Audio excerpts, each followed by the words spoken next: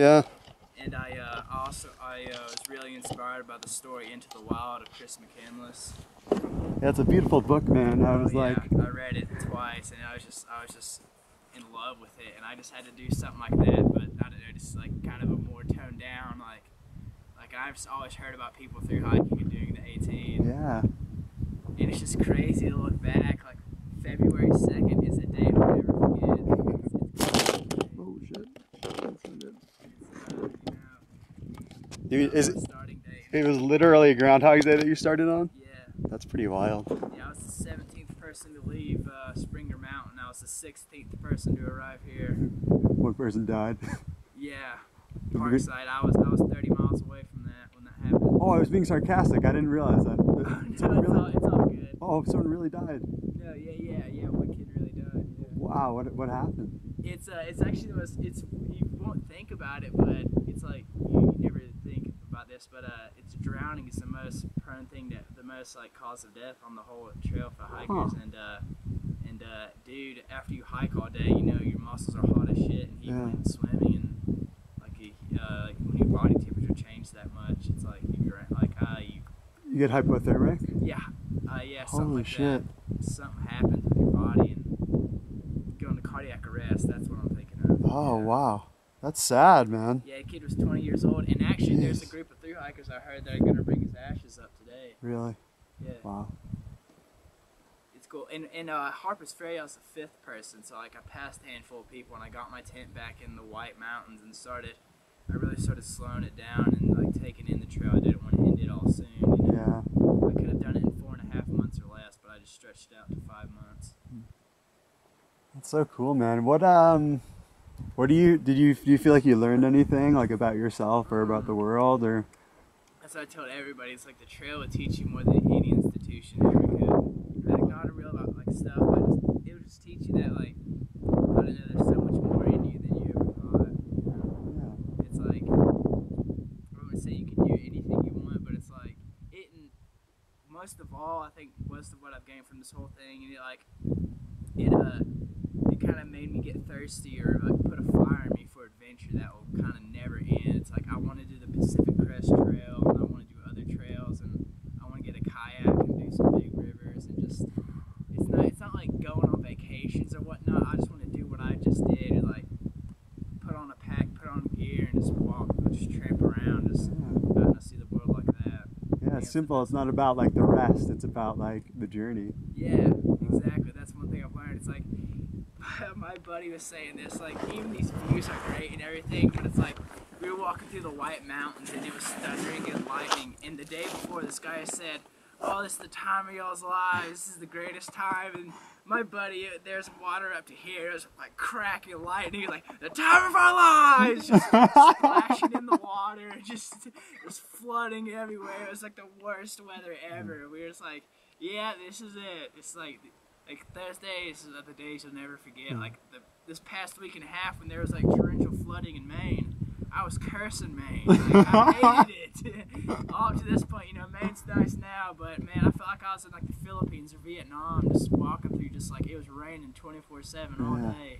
It was the worst. But I'm so glad I got clear weather, because it's like 50% chance of rain like the next couple of days, and I just wanted it. This is what I could have timed it any better. And Katahdin is notorious for bad weather, man. I don't know if you're familiar with the history of this mountain, but you know Thoreau. He was one of the first people to come up here. He was like one of the first 5 or 10 people, at least probably from the European world. Like they pulled up the river for like 2 weeks with some Native Americans, and like to him it was like the most treacherous place he'd ever been. It was just like frightening. Yeah.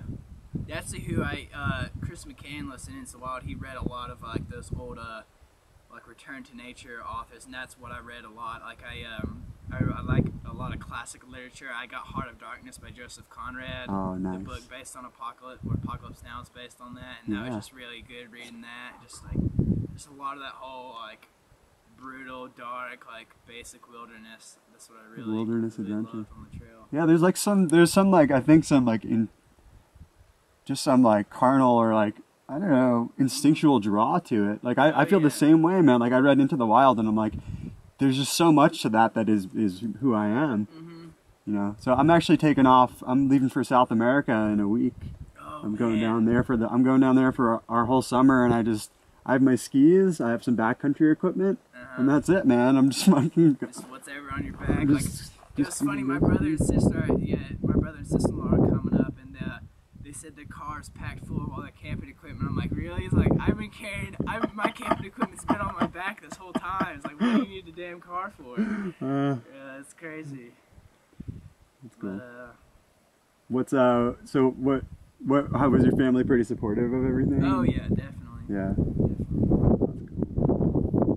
Yeah, it's crazy. I have a college orientation July 12th. I'm gonna do a road trip home, stay at home for 3 days, then go to South Carolina for college orientation. It's just gonna be just a shock. I'm gonna be in Boston for the 4th of July and go to New York City. It's just that and college orientation. Oh, it's gonna blow my mind again. Like, welcome back. Here you go. Real world. Wow. Yeah, right.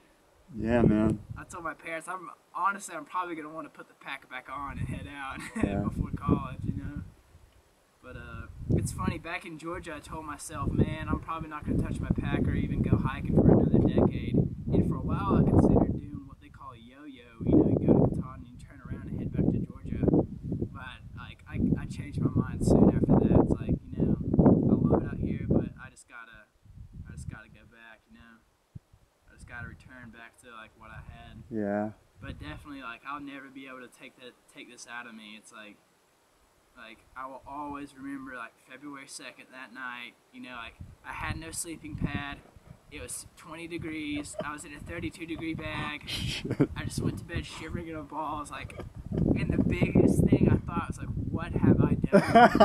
What have I been saying this whole entire time? You know? It's like, what have I told people? Like, oh, I'm gonna go all the way to Maine. It's like I bet I'm something way bigger than I can chew. But I just, you know, got the right equipment slowly over time and just kept on pushing.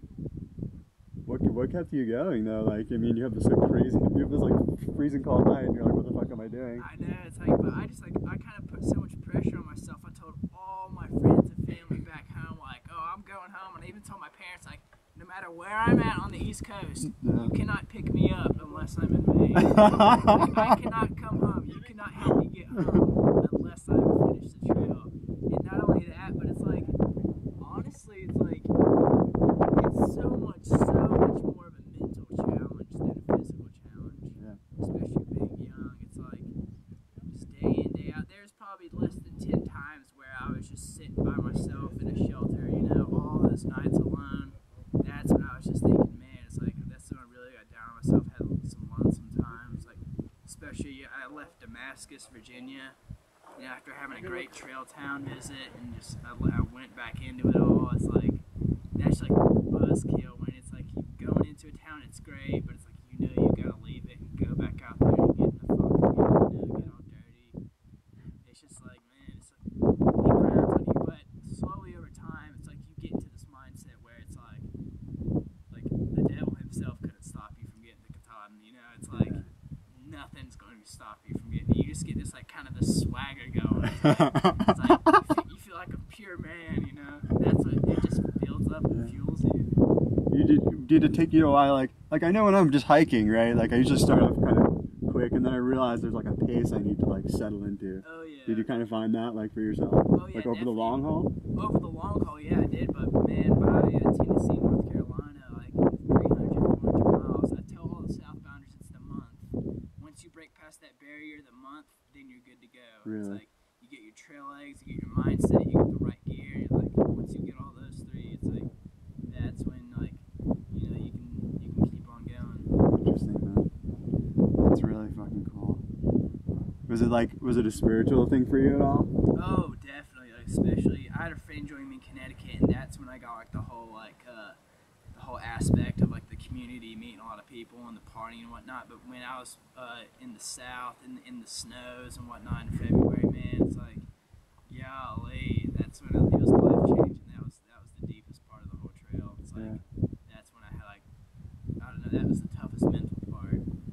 That's when I became like more spiritual and just, I don't know, just more, I don't know, mental about it, I guess. It's absolutely every bit of life changing, you know, like words can't really sum it up. It's crazy. Yeah. I feel you, man. That's very cool. I'm glad I got to meet you. I was like, I think Katahdin's the end, but I was like, I know it's somewhere in the park.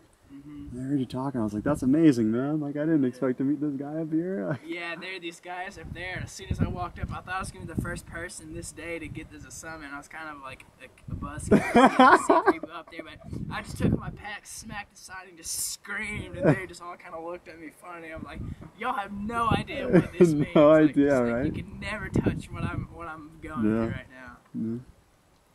But like I told my parents, it'll all be over when I see my family again, like my brother and sister-in-law. Like when I finally see people I know, like that's when I get in that car, that's when it'll really all be over. But Yeah. then, Sounds like you're really looking forward to that too. Like, oh my you miss him? God, I can't wait. Like they wanted to climb up here and meet me and like bring some Maker's Mark or something, like a thing of champagne. But I'm just gonna have to celebrate with some chocolate milk at A-Ball Bridge or something like that. Hey, man. I love chocolate milk. Oh my God. That's the thing I love about the trail. It's like in the South, you saw like a gas station that said Hunt Brothers Pizza, and it was like freaking Christmas. You're like, yes!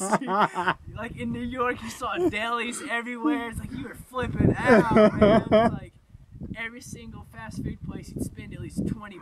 It's like, it's crazy, you know? Oh my God. It's like one thing you realize, like in that movie Rescue Dawn, they're like fantasizing about food and whatnot, and it's so much easier to fantasize about food than it is about sex. Once you get out here, you know? You're just like, pancakes, fucking pancakes. That's all you want. It's like this heart-stopping food that you can only eat out here.